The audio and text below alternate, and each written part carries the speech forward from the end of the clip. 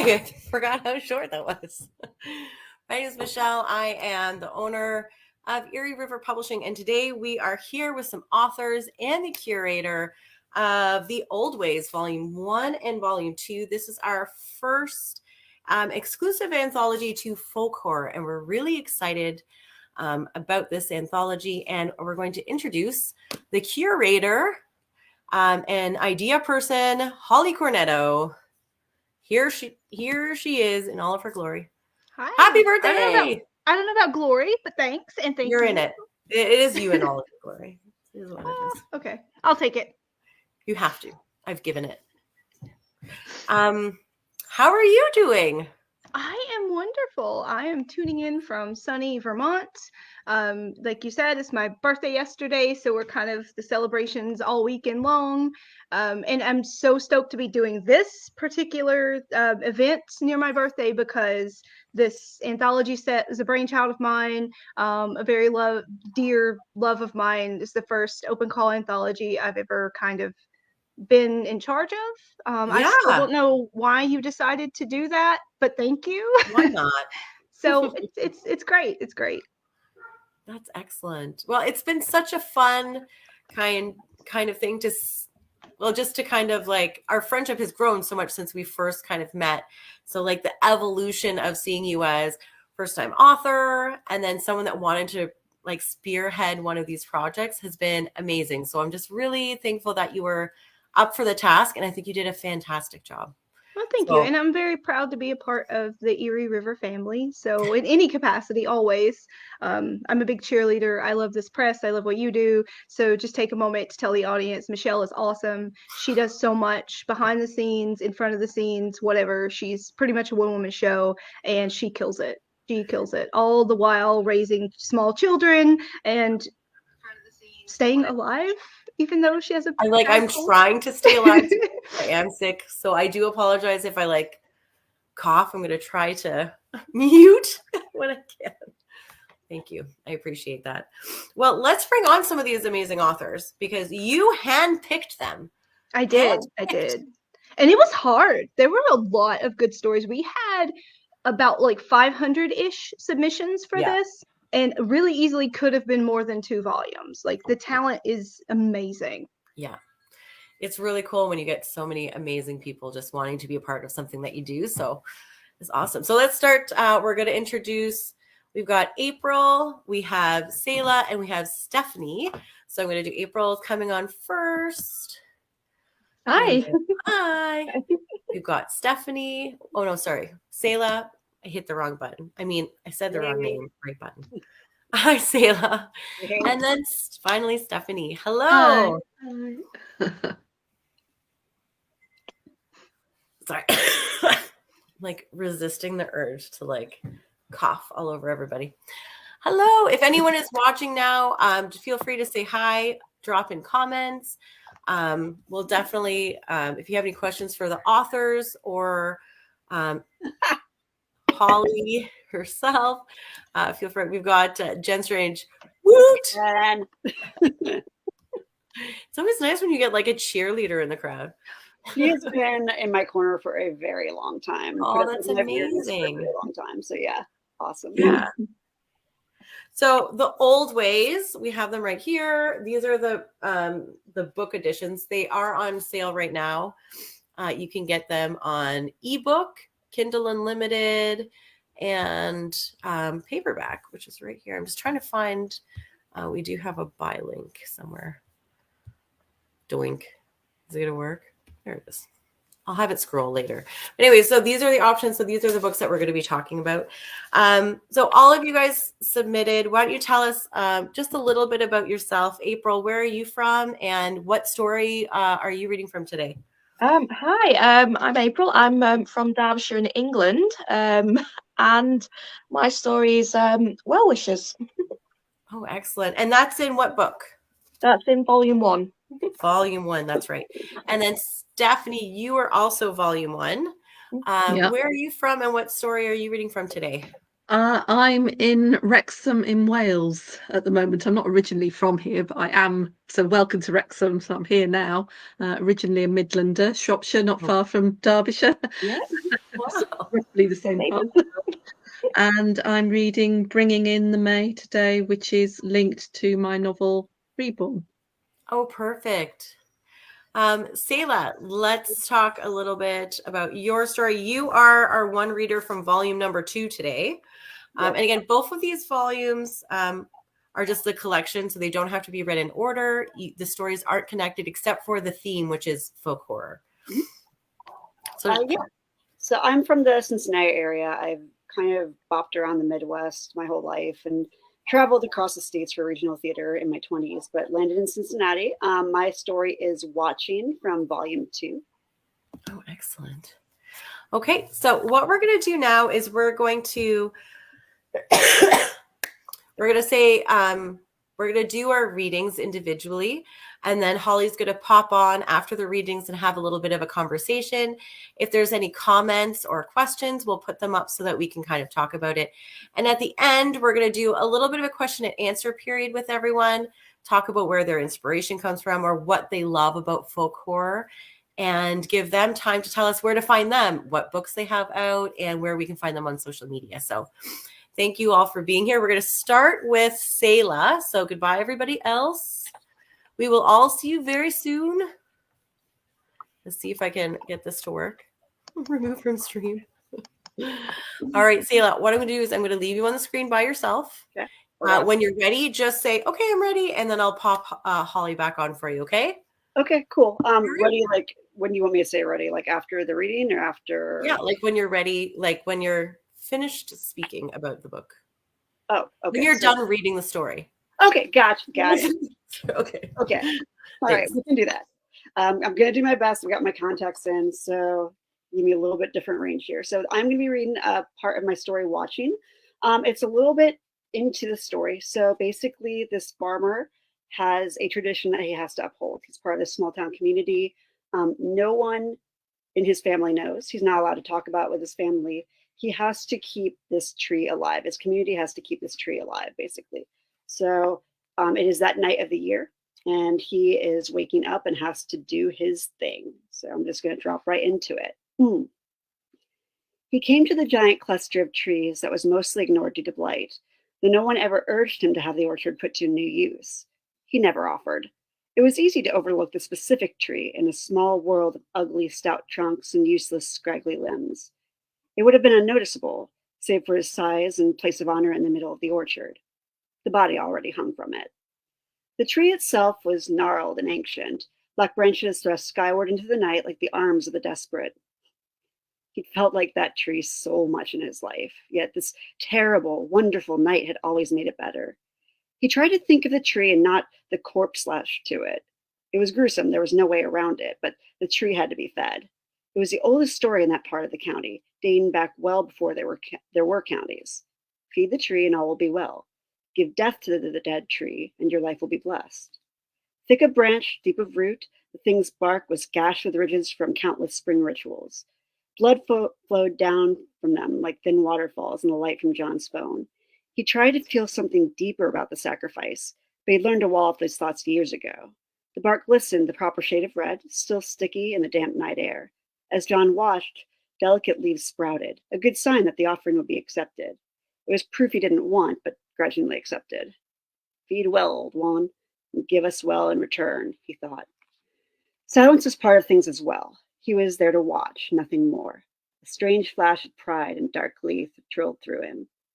What would the people in all those cars on the highway do if they knew what they sped past every day? What would the state officials say if they knew why the country prospered in dead-end state?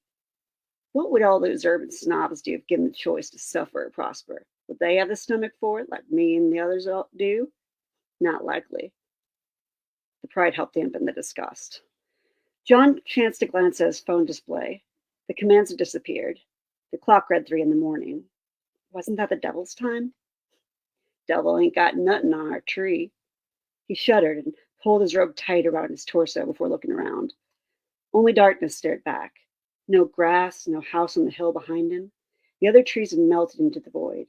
It would be him and the ritual tree until the dawn, waiting with each other, watching each other as the darkness watched them to make sure it was done. He sighed and resigned himself to this duty, glad his bladder was calm for once. He looked away from the darkness and back to the tree. He could never look elsewhere too long without feeling like he was becoming a little less human and part of some other universe that lay waiting. Besides, the tableau was beautiful, macabre but poignant. Life was fleeting, but life continued in the tree. Death took them all, and death was also in the tree. The corpse's limbs splayed like graceful flower stems, head drooped, the body nestled into the branches like a lover embrace. He couldn't tell if it was male or female, friend or stranger. He always braced himself and was always relieved. He'd rather not know. Wonder if Mary Hendricks put it up there. She has a knack for that sort of thing. He grimaced at the thought of her capable florist hands working each limb and finger, setting each just so with rope instead of floral wire. Likely she had help. It wasn't like they all met for coffee afterward like in church. Still, sometimes he'd seen someone out and about and know that look they had about him. He presumed he had the same look. He'd watched for it in the mirror until his face started lining with age, and then he found he didn't want to watch for it anymore. Time didn't pass until it did, so he gave his mind plenty of time to it gave his mind plenty of chances to wander into treacherous alleys. Where'd you come from? Did they drag you into Did they drug you in the diner?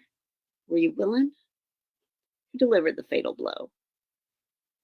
It took all kinds, though he'd never taken the time to wonder where their offerings came from, if they'd had lives, who they'd been before. He didn't live in a tourist town, and after the bypass had come, there were less people willing to wander through on road trips. What happens on the day people stop coming through? We have to turn to our own. All right, ready? That is that. All right, just unmuting. Yeah. So okay, so Yeah. we were back in the private chat, and I just wanted you to know that Michelle was like, I love this story, the prose is great. And I just wanted to say that me too, like when I was reading through the slush pile, as one does, if you've ever read slush for a magazine yeah, or an anthology, you read through, and sometimes it can get a little mind numbing. You read and not to say that, not to throw shade, but sometimes you get some things that are just you get tired and you've read 100 stories. And then I opened this one. Oh my And God. from the opening, like just moments of it, I was captivated by your just mastery of language and your prose. It's just so beautiful. So first of all, kudos to you. I told you I was going to gush a lot. No, So this means a lot to me because honestly, I had a story, I was trying to sell it for years, and I felt like this was probably one I would never sell because I kept being told this just wasn't what people wanted. So okay, so let's dig into that. Tell me a little more about that. Tell us about the journey of this story, like from your perspective as an author. this was one I kind of wrote on accident. Originally, it was I had been, sometimes as an author, you do things to kind of keep the juices flowing. I've done exchanges with people. I'm in some Ladies of Horror group that we do flash fiction together, and I've done that with some other people.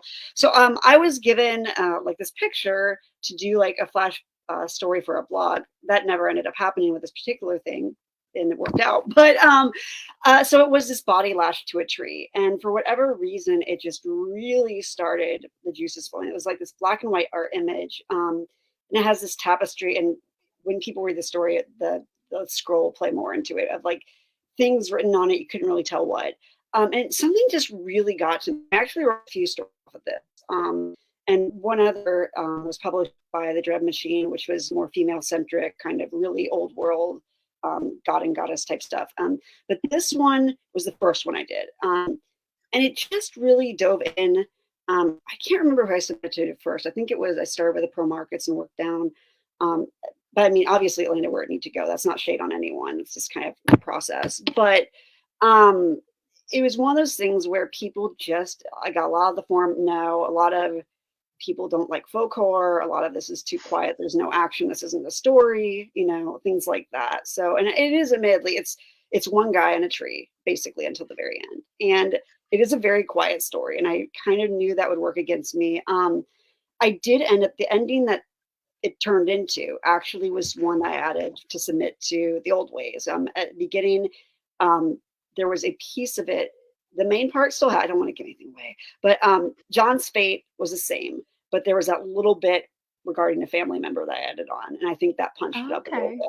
And I think Yeah, that, I do like I remember the gut punch at the end of your yeah, and again, it was one that like when you read so many stories in Slush, you know, yeah, you remember like certain things stick with you. yeah, And it's sometimes it's just like stories that just are outstanding for one reason or another. And sometimes like you find yourself later at night, like laying in bed and you're thinking about the stories. And those were the ones where I knew I was like, this is a story that I just absolutely have to put in this anthology because I kept thinking about it. And yours was one of those absolutely. for that reason. So I'm really glad that you did add the ending Yeah, on. I But think that helped a lot. it sounds like an interesting journey for the story, and I am glad. I mean, selfishly, I Oh, no, guess I'm that the glad other it's markets great. I'm didn't really take happy it. about it. Yeah. Because it was one thing, like I said. So, do you write a lot of other folk horror? I know you mentioned a couple Um, other stories. Is this a genre that you're drawn to, or quiet horror? Because I will say, for me, I love quiet horror. That's where I mhm. started reading. That's what I love. But you know, as you mentioned, it can be a difficult sell It sometimes. depends on the genre for me. I've done a lot Okay. of different stuff. I kind of go where the idea takes me. I have done. It's weird, not weird, but I mean, I feel like I have gotten more into folk horror the past few years. For whatever Okay. reason, I like it. It may be my Midwest upbringing, kind of subverting expectations and playing off stereotypes and fooling around with it. I don't know, but I know that small towns and things, even as a rural person like myself growing up, Yeah. always fascinated me. So I think a lot of inspiration stems from there. Horror wise, I write a lot of different types. I have done some harder, darker stuff, but I think it depends. I do like using darker themes to kind of explore. Oh gosh, it just sounds so pretentious to be like the human condition or whatever. But I think, you But know, it's true. it is, especially as a woman. It's a lot of fodder to explore, Yeah. not in this piece, but other stuff I've done with feminine rage or helplessness, fear. And I mean, I can put that into male characters too. And I think that expresses itself through, John's dilemma pretty well too. That feeling of helplessness and wanting to have, help your family, help others, live your best life, but also having to deal with this thing breathing down your neck, whether that's an actual Absolutely. cosmic horror entity or whatever. Yeah. And I think there's something to be said for, I guess, rural versus like more urban areas, because I feel like in a lot of the folk horror that I've read and a lot of the folk horror that I read for this anthology series, you know, I grew up in a very rural place. I grew up in Alabama, in a very, very rural area in Alabama. And I feel like a lot of the stories, and yours too, kind of captured that. Like, you have these rural places that almost feel left behind by Mhm. time, but you still have people that are from those places that feel very proud Oh, of yeah. like Yeah. their lifestyle and their way of living. And I felt like you did a really great job of capturing kind of that attitude as well in your piece. Yeah, I mean that's I'm living in a larger area now, and the places I've lived have always been kind of near larger areas. But I definitely have friends and family in really out of the way places who have that pride and maybe that exhaustion. There's such a wonderful mix of feelings with those kind of communities. And I mean, when I've driven as an author, like doing conventions and stuff, road tripping and things, I'm that type of person who will, like, if I have to take a detour, if I'm, driving out of the way, it's like, I wonder what the person in that house is doing, or I wonder, this barn is really out of the way. What's the story there? And things like that. And I even, like, back in college, in Southern Indiana, it wasn't like a small town, but it was small enough. But even then, like, my art professor would take us to a neighboring really tiny town who had a lot of nice galleries and stuff. But even so, he would always be like, "We're going to the Children of the Corn Town," and it was always like that. So yeah, I think That's there's a amazing. consciousness that small town people have. They know how people perceive them. Yeah. They joke about it. There's that humor about it, but there's also kind of that odd small community elitism too, I think. And that I definitely, completely agree. Like I said, having my background that I have, it's the same thing. It's kind of that small town pride, and you're almost like, yeah. but yeah, okay. So I guess I'll stop it here. I'll say thank you. Well, thank you. And we'll see you again at the end. I know you have to leave early, Yeah. so you may be cut off. So if anyone has any questions for Selah or her story, please pop them in the comments. Because she may have to go before we're done here completely. But thank you so much, and thank you for this beautiful, wonderful story. It was a pleasure to read. I'm so happy that we were able to include it. I loved working with you. I love working with you, Michelle. And this has been, I mean, it's where it's supposed to be. So this was how it's supposed to end up. So thank you for that. That's Totally. amazing. I'm glad to hear that. Yeah. All right, absolutely. Michelle, do your thing if you're not dead. Do my thing. You're here. But You're yeah, not I dead. agree. Thank you so much. And you know what? You aren't going to be here at the end probably. So if you have time, what's your links and stuff so we can Pimp your you know all stuff. this. Yeah. My stuff. So I am working on rebuilding a lot. I'm at that phase where a lot of my rights got taken back or got reverted back. So I'm putting stuff up Perfect. again. So I'm slow to build up my media. We are getting there though, so hang with me. So SelahJanelle.com. I will spell it. It's weird. SelahJanel.com. Facebook, I am author SJ for my actual page. Twitter is at Selah Janelle, so that is SelahJanel. Instagram is Selah Janelle 99, so that whole name plus 99. So. Message me all your links and I'll put them in the description later too. Can do. All right, thanks for having me. Yeah, thank you so much. Sorry, I've just got to get this thing working. It did work. Here I am, It's okay. You did great. That was awesome. Okay, so next up we have April. So April, are you ready? I'm throwing you on. Good. Hide the bodies. Hide the bodies. Exactly. So I'm going to say goodbye to myself and I'm going to take Holly off, and then by all means introduce the story or just like throw us right in there, whatever your pleasure. Dealer's choice.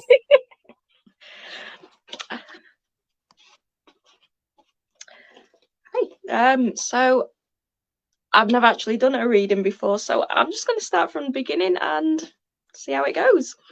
Okay, so well wishes. Stop. Someone might see. Peyton said, even as she pulled Stevie closer, slipping a hand up the back of her t-shirt, nails digging lightly into firm flesh. It's okay. They ducked off the trail behind the remains of a stone wall. There's no one round for miles. Miles might have been an exaggeration. Though the vast expanse of countryside made it feel that way, Peyton and Stevie had been making their way across the Peak District from campsite to campsite on foot. Stevie had wanted to show Peyton where she had grown up. Peyton, a city girl through and through, had taken to hiking across hills and fields remarkably well. Stevie had shown her stone circles and well dressings, explained the painstaking work of building a picture by pushing flowers and seeds into clay, only for it to wilt and crumble soon after. They had even visited the village of Iron, where the people had selflessly quarantined themselves during the Great Plague.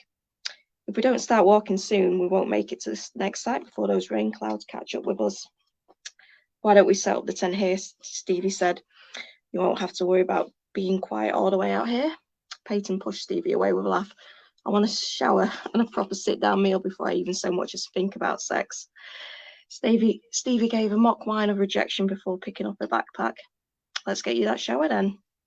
She fished the Ordnance Survey map out, spent a moment squinting at it, looking intently at an oak tree before bringing the paper closer to her face. Is that helping? No. I don't understand. Looking at this, it's as if we're on a completely different trail than the one we were on a few moments ago. You must be looking at the wrong grid, Peyton said. Stevie held out the map to her. Have a look. But you see that tree? You mean before you dragged us behind that wall? And you probably didn't notice it before because you've only had one thing on your mind today. The air was taking on the oppressive tone of an impending storm. It's a bloody big tree, Peyton. I'd like to think even I'm not that tunnel-visioned. Stevie took Peyton's hand and gave it a light squeeze. We'll carry on along here, bound to come across something recognisable soon. We're only supposed to be 20 minutes away from the site. They walked as grey clouds encroached ever closer. A half hour later, and they were still walking, only now fat droplets of rain fell intermittently, a threat that at any moment the heavens would unleash themselves onto the earth in a torrent of rage. Every few minutes, Peyton checked her phone. Still no bars. Stevie wasn't having much luck the old-fashioned way either. The compass needle swung erratically, never settling. The track they were following was well worn. Dirt and stone compacted, lapped tightly beneath their feet, suggesting it had to lead somewhere. Thank fuck for that. What? Peyton asked, shocked from her reverie. That, Stevie pointed at the farmhouse. Well tended, lights on, warm and inviting, a perfect beacon of civilization. Peyton picked up the pace, the heavy feeling in her legs gone at the prospect of a soft chair and a cup of coffee. As they approached the house, the rain came. Typical, Stevie muttered. We'd have been inside in 5 minutes. Through the torrent, a young woman was running to meet them. What are you doing? She asked briskly. How did you find us? It had only taken a moment in the rain for the woman's clothes to come plastered to her. Peyton noticed Stevie's eyes drift downward. She gave her a gentle poke. To be honest, we're not sure on both counts, Stevie said. We strayed from the trail a little, thought we'd got back on track, but must have got on a different one entirely. Does anyone know you're here? I mean, I wouldn't want you to just go home and leave the services looking for you in vain.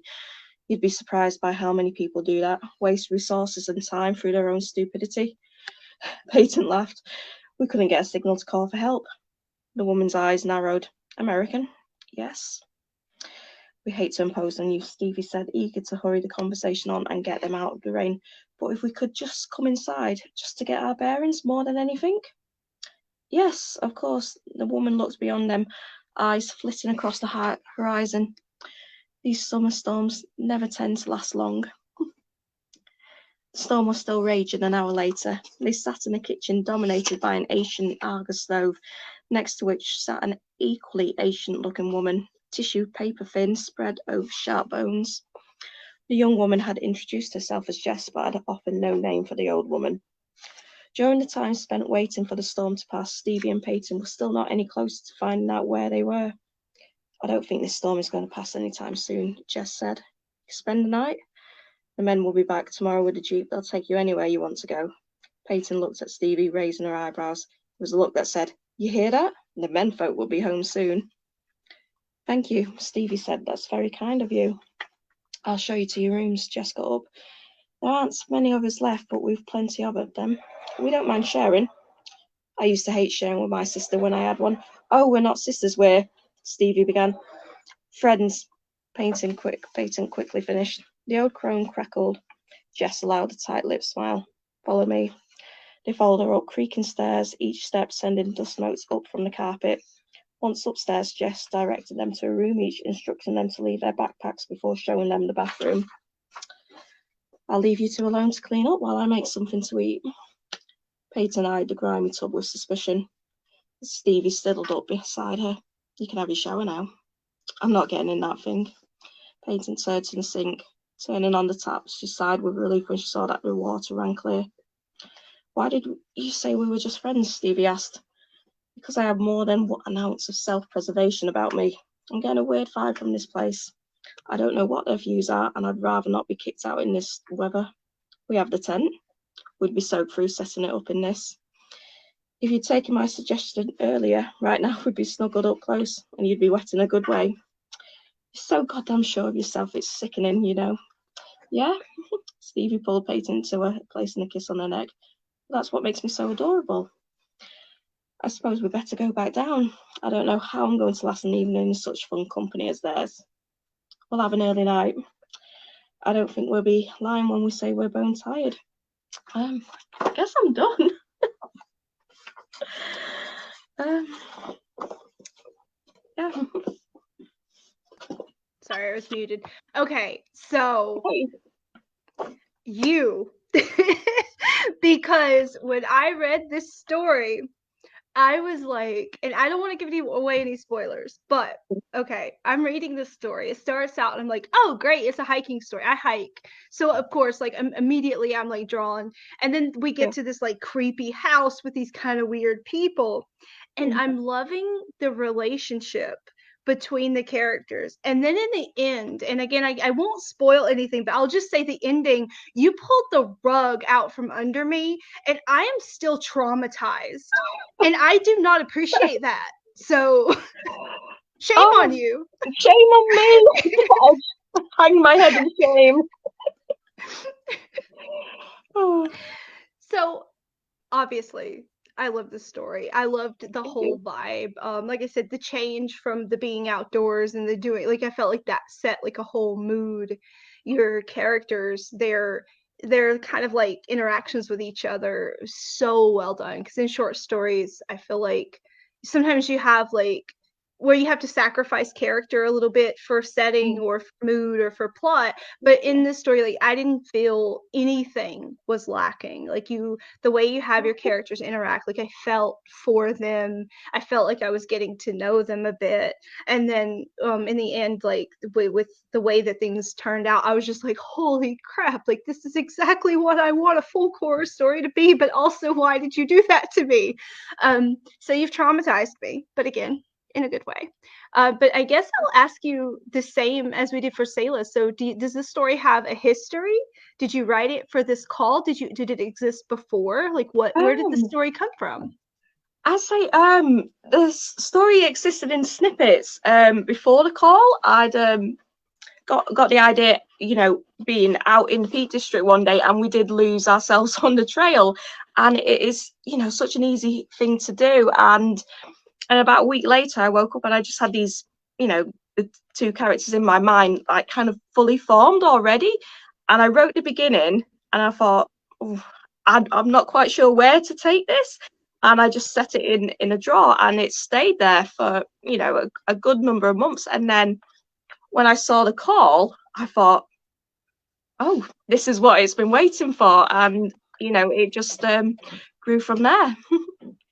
Well, I'm glad to hear that. And I'm glad the call was a source of inspiration because again, a little traumatized, but also very, very pleased. So tell me just a little bit more about like what you normally write. I obviously follow you on Twitter, so I know a little bit, but for our audience, for people who may be new to April Yates, what do you write? Where do you draw your inspiration generally? What genres do you usually write in? Anybody who wants to cyber stalk you, what should they be looking for? Well, yeah, I am on Twitter at April_Yates_.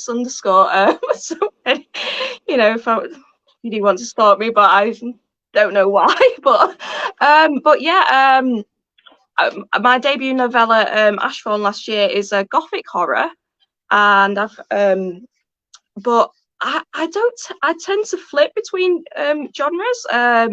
You know, um, sorry.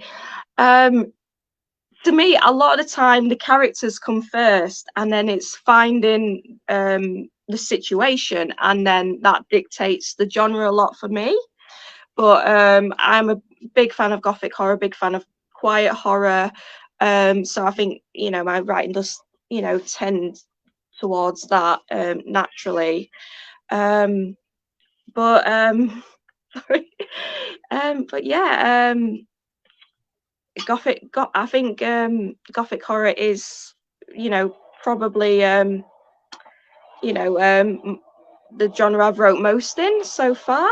And I think it's probably like a cousin to folk horror because like we were talking about with Selah, I think it's one of those that falls into that quiet horror category. It's not as in your face. And I don't think it's a huge jump to go from something like gothic horror to folk horror. It's that sense It's of like a foreboding. That's same the product, common different thread. flavor. That's it. Yeah. No, very yeah. And I saw Ashthorn when it comes out. I think I have a copy of it actually. It's on my TBR. I'm sorry I haven't gotten to it, but I'm flooded. But I do have it, and I saw that you are. Am I wrong that you were doing an open call recently with Ray Knowles? Yes. That actually See, opens I know these next things. month. Yeah.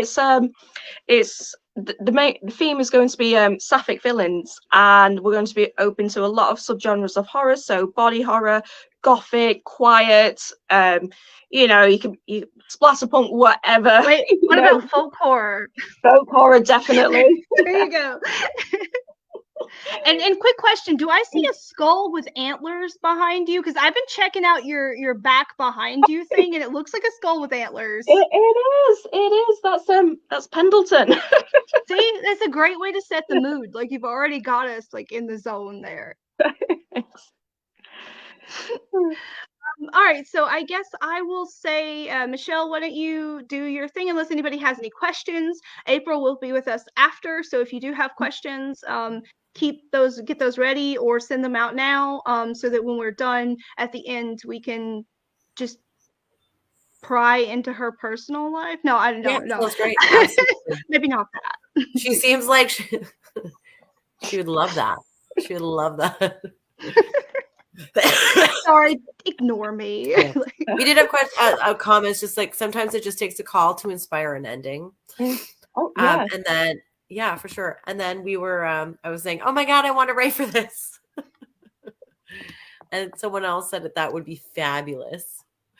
So thank you so much for reading. We are going to bring up Stephanie for our last reader. So thank you. Thank you. Stick around. We'll see you later on. Thank you for sending us your story, April. Yeah. All right, Stephanie, are you ready? I'm going to take that as a yes. It's so small on my screen. Thank you so much for being here. So I'm going to take myself out, and then you can jump right in it or give us a little preview, and then Holly will come back once you tell her. All right. Thank you so much. Oh, she's gone. My story is Bringing in the May. It's in volume 1 of The Old Ways, which I often call The Old Ones when I'm talking about it to somebody else. But then I noticed Eerie River, when they emailed me, they called it The Old Ways and The Old Ones at the same time, so I don't worry too much about that. Bringing in the May is linked to the world I've created in the 5 turns. I was going to read a bit with a nursery rhyme in it, but I'm not going to inflict my singing on anybody else, so we're just going to get the start. Bringing in the May. The doors opened and Nell's heart sank. For once, the Friday night, Saturday morning shift had delivered half the usual admissions of the drunk and the drugged. The A&E ward felt almost peaceful. She did not need this. Liam appeared at her shoulder. I'll see to these. Go grab yourself a coffee. Haven't seen you take a break yet. Thanks, said Nell grateful. Next time I volunteer to do a double shift, please stop me. I tried, remember? He had, and she hadn't listened, aware of how short-staffed they were, of the half-empty bottles in her flat, of the tears they failed to drown. Home alone was not a good place to be. It held too much grief. And a grief numbed by alcohol had caused her to make some horrendous mistakes on duty. Nell's life was in limbo whilst the world moved on. The police had closed the case, and her sister had been consigned to the statistics. Dead, they said. They had a confession. They didn't need the body. But she did. Connie was still out there, somewhere. Nell watched Liam guide the new admission to a cubicle, but instead of disappearing to the staff room, she made her way to a nearby vending machine, where the man's companion was pushing coins in the slot. It was Sean, one of the few genuinely caring people left in the community, a tireless campaigner for the down and outs, the have-nots of Winchester. He stood with a couple of carrier bags at his feet, sipping a coffee, waiting for her. Evening, Nell. Quiet night tonight? He smelled to the city, of night air and booze and sweat, odours transferred from those he literally lifted off the pavement. Yeah, makes a change. She didn't want small talk. Did you? Yes, it's all done. Took her clothes round to the shelter. Furniture and stuff have all gone to Oxfam. Anything I wasn't sure of, a few books, photo albums, personal stuff, is here. Nell looked down at the remnants of her sister's life. Thank you, I owe you. With the verdict had come her sister's landlord's demand to empty the flat so he could relet it.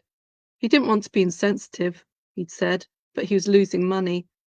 Nell couldn't face going there, and Sean had offered, and she trusted him. He studied her carefully. You look exhausted. You should really take a holiday. Aren't you due some time off? I don't think I could face it, all those people enjoying themselves whilst Connie is... She stopped, unable to bear the sympathy in his eyes. Time away from here, though. That would be a good thing, surely. Somewhere out in the countryside, fresh air, peace and quiet. Nell laughed. On my wages. Only the rich can afford a holiday in this country. Or those with connections, said Sean, smirking. Huh? Toby's cottage, remember? The village is only a few miles away, but it's a different world. A memory stirred. Oh, I know the one. Connie spent some time there the year before she disappeared. She came back raving about the place, went on a real nature kick. Nell suppressed a sob with difficulty. Toby told me to tell you it's there for you if you'd like to go. Free gratis, unless the association is too painful. She thought for a moment and then decided. No, it was a place she was happy. I think I'd like to visit if that's okay. Leave it with me, said Sean. Her sister's belongings sat on the passenger seat. They had remained untouched in her flat until today. It felt right to Nell that she should finally go through these in a place her sister had been happy. Despite it being a Saturday morning, the roads were surprisingly quiet, and it was easy to follow Sean's directions. Kinlet did not appear on Google Maps. Too inconsequential, he'd said, and her sat-nav seemed to agree. Much of the route was recognisable until she pulled off the main road and onto a narrow lane. Unable to see round the bends and with hedges high and rampant with fresh spring growth, Nell slowed right down, let the car crawl along, making mental notes of the few passing places on the way. Her luck held, however, and soon the lane widened out at a signpost which proclaimed Kinlet only 2 miles away. The sun shone, the skies remained cloudless, and the roads empty. Nell allowed herself to relax. Oleander Cottage was the first house after the village sign, and one of only a handful of houses on the approach. Sean had said Kinlet consisted of a couple of dozen dwellings. It somehow maintains a pub, a small grocer's and a craft and coffee shop. A hit with the tourists, apparently, although nothing could be found on TripAdvisor. Distractions should she need it. Parking up in the drive, Nell allowed herself a minute to take in the house. It was just like the photo Connie had shown her, and for a moment it was as if her sister was nearby. The scent of spring drifted through her open window. Early blooming roses grew along the pathway, whilst late daffodils remained to add a splash of yellow. She stretched and took a deep breath, picked up the bags, including her sister's, and made her way up the path. A frothy garland of yellow flowers hung on the front door. She bent to sniff them, but pulled back at the musty aroma which stung her eyes and made her vision swim. The image of flowers faded, and all she could see were rotting twigs and mildewed leaves, shriveled moss and decaying petals. A movement caught her eye, and closer inspection revealed a beetle. It paused its work and seemed to stare at her. Nell shook her head, and the beetle vanished, the garden reappearing as it had done at first sight. The bouquet, too, a reflection of that in the garden. Shaken by the sudden apparition, Nell headed inside. Stress and exhaustion had a lot to answer for. That's it. Holly? Hi. Sorry. Hi. So okay, full disclosure, because I said I was gonna gush. I'm a huge fan. So Thank you. I will also, full disclosure to the audience, I work with Steph at the Horror Tree, but even before then, I had read Five Turns of the Wheel, and it was when I was first getting into folk horror, and it was one of like the first folk horror books that I read, and I was so just it was everything I wanted. When you think about folk horror, you think about like kind of the isolated place, you think about like the outdated or whatever the rituals that these people uphold, maybe pagan or old ways, like our book Old Ways, which we also called the Old Ones. And I'm glad that you called that, because we called it the Old Ones sometimes when we were talking. But yes, so when I read Five Turns of the Wheel, I was like, holy crap, like who is this person? And immediately just stalked all your social media. I think I tried to friend you on Facebook and followed you on Twitter. And I'm like, who is this person and how can I read everything they've ever written? So when I started reading this story, I felt like I knew, because it was blind submissions. So I guess I need to clarify for people in the audience is that these were blind submissions, because I didn't want to know who I was reading when I read them. But when I was reading it, I was like, this reads really familiar. I was like, I feel like I know, who this is, and I couldn't put a name to it. But I was like, this is really familiar. And then when it came time to make the decisions at that point, I started looking at, who everyone was, because obviously I had to at that point start sending out emails. I was like, That's why. And then I felt like an idiot because you said it takes place in the same world as your novels, and I'm like, I'm an idiot because I should have realized it was you. Not, yeah, I was going to say not quite, because it is sort of set in the world of the second novel. It was when I was Okay. expanding it a bit more, so there would have been that little bit of strangeness there for you. So let's jump from there. What would you like to tell people who are new to Stephanie Ellis, who haven't read necessarily maybe your novels or anything yet, but are intrigued by your story? What would you have them know about your world, about your other works? How is this representative of what you do as a writer? Well, I would say this represents the branch of my writing that is folk horror. I do write across the sort of horror genre, but there are sort of 2 or 3 main subgenres that I write in, and that is folk horror, gothic, and I've done some dystopian stuff as well, which I quite like. The Five Turns world is an ongoing sort of series, mainly because when I wrote The Five Turns of the Wheel, I had such fun creating that world and those characters that I didn't want to say goodbye to them. And I think if you spend a lot of time building up a world, a mythology, then you should go back and play in it, go and have more fun. So that's where Reborn came from, to keep the characters going, to delve into their past a little bit more. And I've recently started the third one, which is going to be a bit of a romp. I want to, it's going a bit more into sort of bringing Norse mythology into it a little bit, ancient Celtic beliefs, and I want it set in Yule, in winter. So it's going to be something for people to read at Christmas time and be thankful that they're indoors in the modern world and not in those times. The Five Turns world, I would say from about the age of 8 to 17, I grew up in a remote country pub in the middle of nowhere. It wasn't even in a village. It was in what you call a hamlet, but the nearest house was about a mile down the road. So it was the middle of nowhere. Farmers were the locals. And when I started creating my world, I used the pub, which was the cider house. We sold only cider, which my husband forgot when he visited and asked for a pint of lager for his Oh, cider. no. So yeah, I brought back the world, which when I was in my teens, it drove me nuts because there were no Yeah. buses. I couldn't do what any other kids did. I couldn't get out anywhere. My parents were working. It was 365 days a year. They would have half a day off on Christmas Day, but that was pretty much it. So I wanted to get away, but now I'm older, and having lived in a city for quite a while until more recent times, I want that rural life. It's a bit of nostalgia. So I was going back Yeah. to my childhood in a way, back to the farmers, back to the people I knew. And I've created short stories that use some rural traditions. So that is very much a little bit of my sort of early life, and bringing it back and playing in it and having a bit of fun. I don't think folk horror has to take itself too seriously at times. I do try and have a little bit of humor in there. I want it to be a story. I don't. Then I might touch upon the themes, and I do in a number of stories. But I think overall, I just want to be a storyteller, and I hope that's Yeah. what people see in there. They don't have to look for anything deep.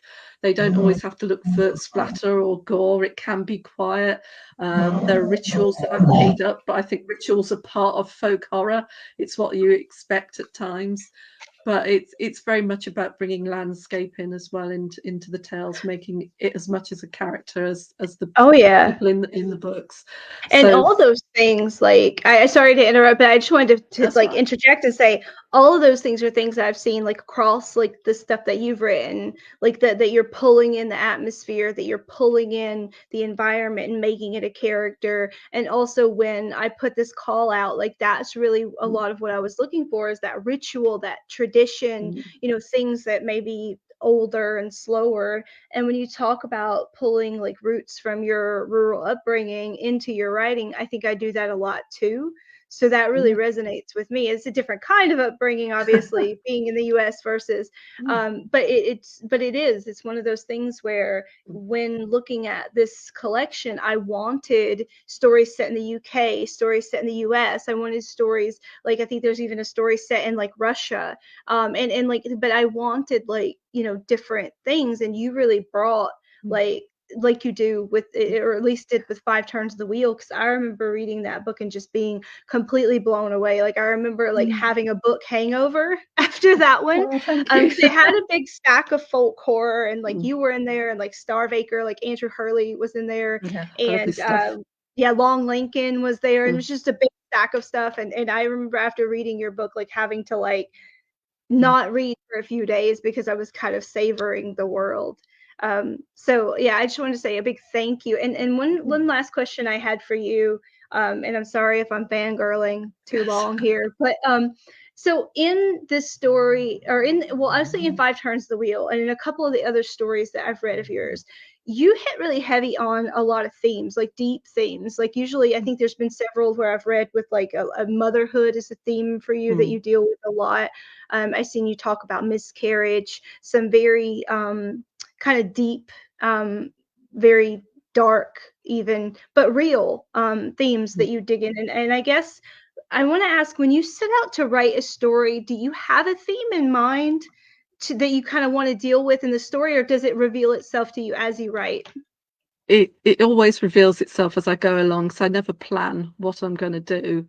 I just have the characters and I just sit behind their eyes and let them go. But with the Five Turns and the miscarriage, I mean, this is what, 20 years later. But when I was writing, it just seemed the right time to work through it. I remember not long before that I was talking about it to my youngest. I mean, they're all young adults now.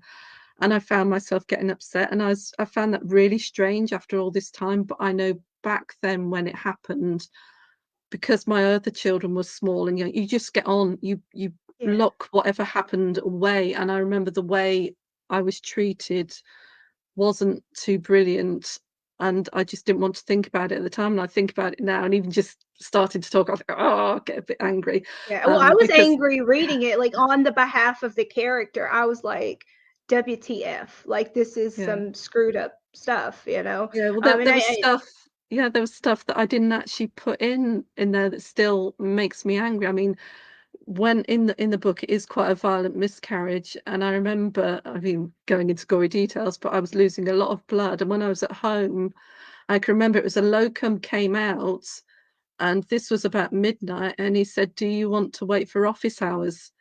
Do you want, until about 8:30? Do you want to wait until that time in the morning to go in? I didn't put that bit in the book.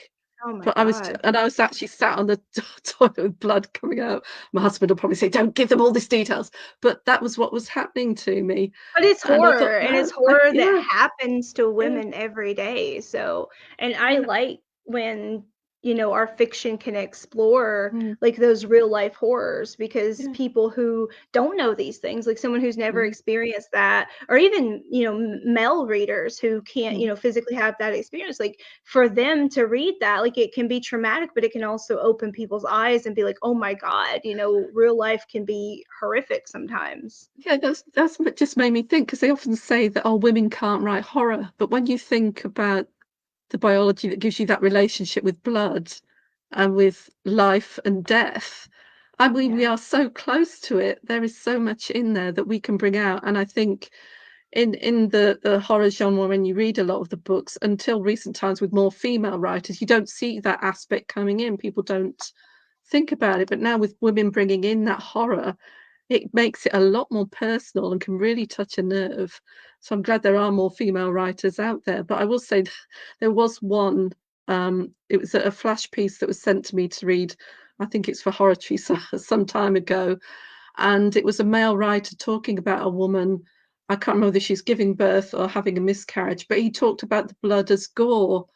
And I sort of questioned that, because as women, we don't treat blood as gore. It's just part of our lives in a bizarre way. But it's just a different way of looking at things. So it's really nice to be able to get women's perspective and to be able to maybe work through things that happen to them, whether it's in a book or a short story or whatever else. Yeah, I appreciate that, because women, I am not muted. Good. Because No, women, you're good. let's be honest, our lives are a horror show. We are the ones that fear for our life in dark alleys. We are the ones that can die during childbirth. We deal with pain every month for majority of our lives.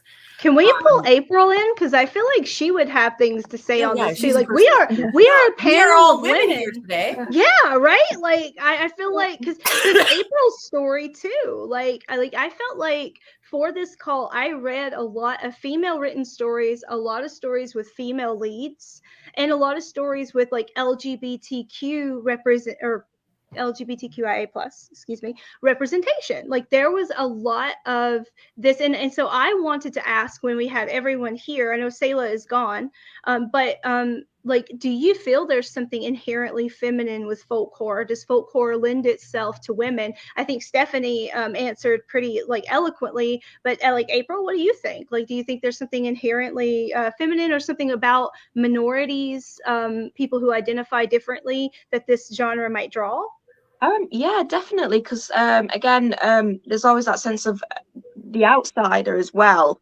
So coming from a member of the LGBTQ plus community, there is that outsider aspect, which lends itself into folk horror. And going back to the feminist, the fertility, isn't it, as well? You've got the fertility of land with fertility of women, and a lot of that intersects in a lot of folk horror I've found. It's yeah. I like that because I think you're right. We do have a lot of that with folk horror.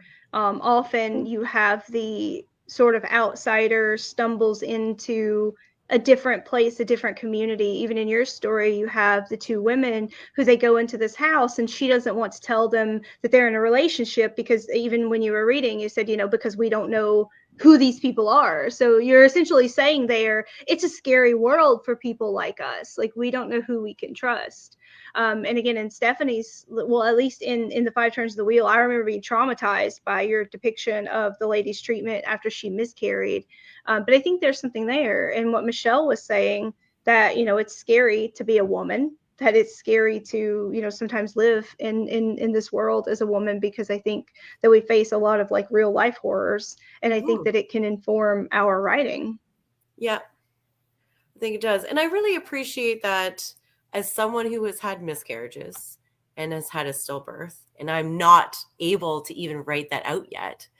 I appreciate reading it and not knowing that someone else went through it as well, but like even just reading them sometimes helps going through the grief process yourself, right? Like having those stories that we can all, not all, but 1 in 4 women can relate to, is something that should be there. And you're right, blood in certain circumstances is not gore. It's a part of our life cycle. And I think it's good to have those that put out there, that it just because it's blood doesn't make it gore. It does make it bloody.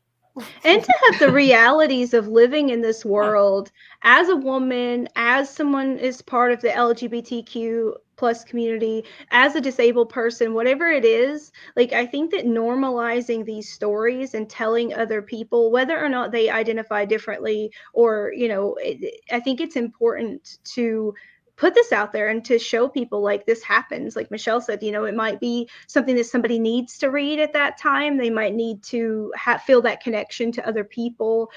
They might need to say, oh, other people are also scared of being out in the open. Like in the case of April's story, they may be ashamed, why can't I own this about myself?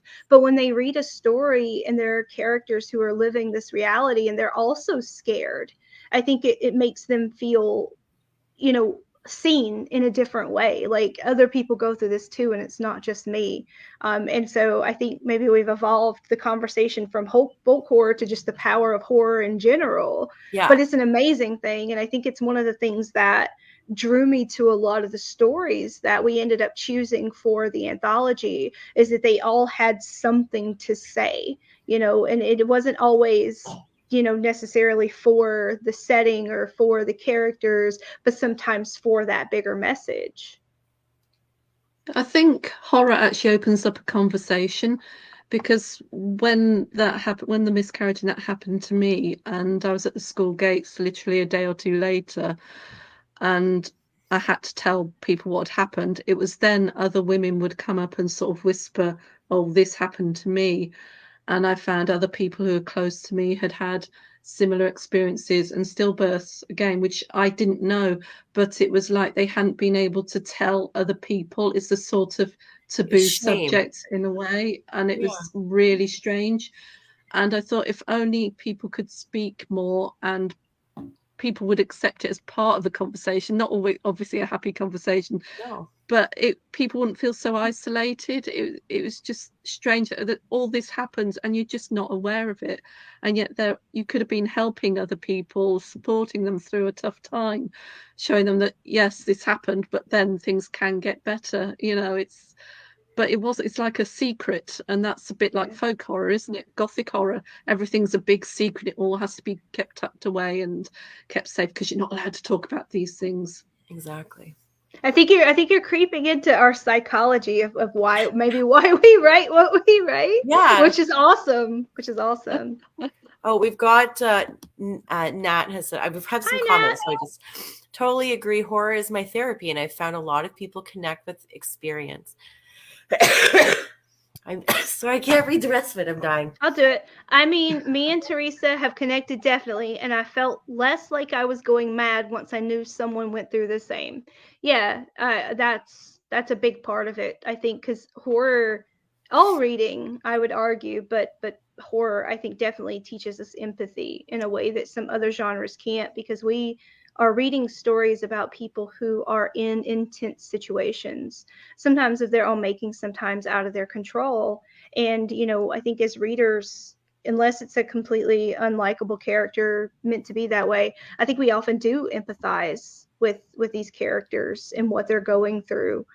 So yeah, the fact that you resonate with that, it makes a lot of sense, because it's like what Stephanie said, and even like what we see in April's story, that you have that sense of like something that you're keeping hidden. And it's not something that necessarily should be shameful, like miscarriages, stillbirths. These things happen. They're part of life, and they're terrible tragedies, but there's something that we can't change. So why should we be ashamed of that? If you identify as, LGBTQ plus, that's, again, it's not something that you should be ashamed of, that you have to be ashamed of. But our society sometimes treats that in such a way that you do have that like need to be secretive or need to not talk about it in certain circumstances. And I think horror lets us do that. It lets us talk about things that maybe, society might kind of frown upon, polite society, whatever that is. Yeah, it gives us a way to make people uncomfortable and like shine light on situations that maybe shouldn't be uncomfortable. Like, it's shameful that people can't talk openly about like, hey, I had a miscarriage, or hey, I'm bi, but I'm married to a man like myself, without people looking at me and going, oh, no, Hallelujah. you're straight.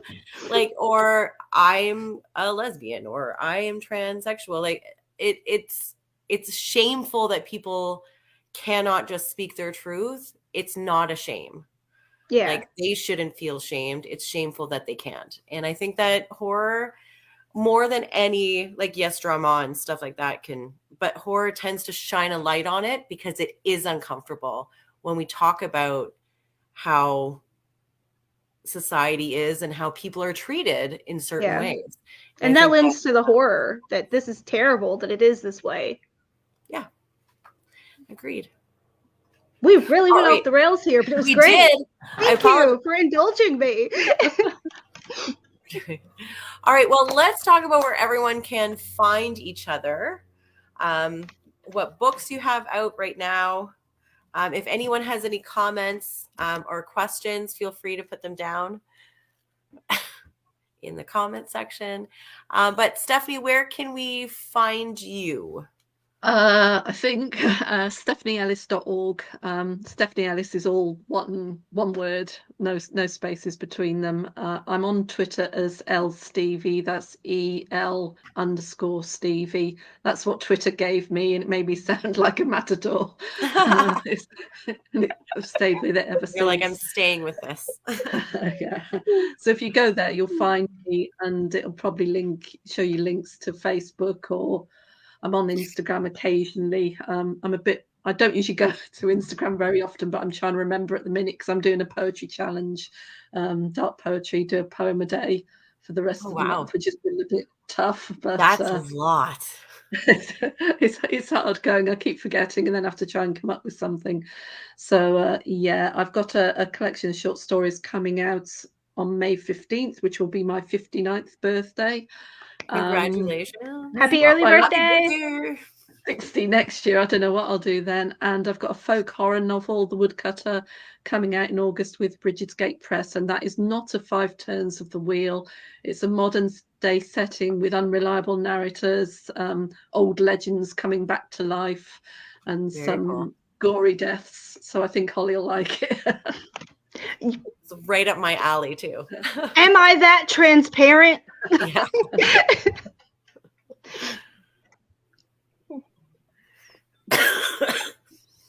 Oh, we got I've got a release on your birthday coming in from Nat. They've got a release on your birthday too. Congratulations, Nat. Sweet. Nat, I think they've got a book coming. April, where can we find you? What do you have out? What's coming out? Okay, you can find me on aprilyates.com, on Twitter at April Yates, at April_Yates_, and occasionally, a bit like Steph, lurking on Instagram every once in a while at April R Yates. I have my debut novella, Ashbourne, came out last August via Very cool. Post Orchid Press, and I'm actually pressmates with Stephanie, and my novella City of Snares comes out through Bridges Gates in November, and that is set in the golden age of Hollywood, and it's a little bit of my kind of love letter to Sunset Boulevard through a queer lens. Perfect. That sounds So, great. Sweet. yeah. Holly, where can we find you? And let's talk about your novella. Well, I'm at HL Cornetto on Twitter. Yeah, there we go. I lined it up right there. Good job. I'm most active on Twitter, I think, until it implodes, which is probably inevitable. But that's where I am right now. Mostly, my novella was out in 2022. It was called We Haunt These Woods. It's available via Amazon. But if you don't want to read my writing, read their writing and pick up The Old Ways, volumes 1 and 2, because I am not understating when I say I love every single story that were in these. Like, it was just a joy. Like, I felt like a kid. They're actually in a very candy nice. store. And I don't know who formatted them, but they're gorgeous. Oh, they're so beautiful. Like, it's disgusting. I don't even, and the covers are so beautiful that it's disgusting. But so I was like a kid in a candy store reading these stories. Like, I'm like, oh my God, I love this. I love this. I love this. I love this. So just read them. You will understand me completely. That's my novella. I have a novel co-written with the lovely S.O. Green, who's also a part of Eerie River, the Eerie River family, that will be coming out in 2023 summer at some point.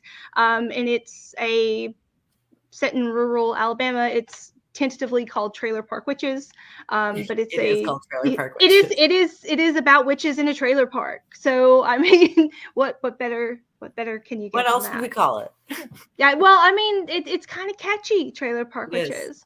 But if you like 90s nostalgia and Alabama trailer trash and witches and the movie The Craft, you'll probably like it. Excellent. Yeah, that's it. Perfect. And Eerie River is everywhere. We are on TikTok. We are on Facebook. We are on Twitter. We are on Instagram. And we are on YouTube. We are everywhere at Eerie River, except for Instagram. And that's at Eerie_River. So again, these 2 books right now available on paperback, and as well as Kindle and Kindle Unlimited. And you can get it through that code there, or just write The Old Ways, not The Old Ones. Eerie River Publishing, and you'll be able to find it. But thank you so much for everybody for joining us and having just like such a wonderful conversation. And thank you for trusting us with your words. I know that Holly absolutely raved the entire time she was reading and was so excited about like having you guys in the stories, in the collection. So thank you so much for being here and for being a part of this. Really appreciate it. Thank you. Thank you. Yeah. All right. Well, you guys have a great night. And thank you everyone for joining us. Have a great day. And we will be here tomorrow with some different writers. Another 4 writers. And we're going to be talking, doing the same thing, but with more different people. So see you guys tomorrow. Bye. Bye.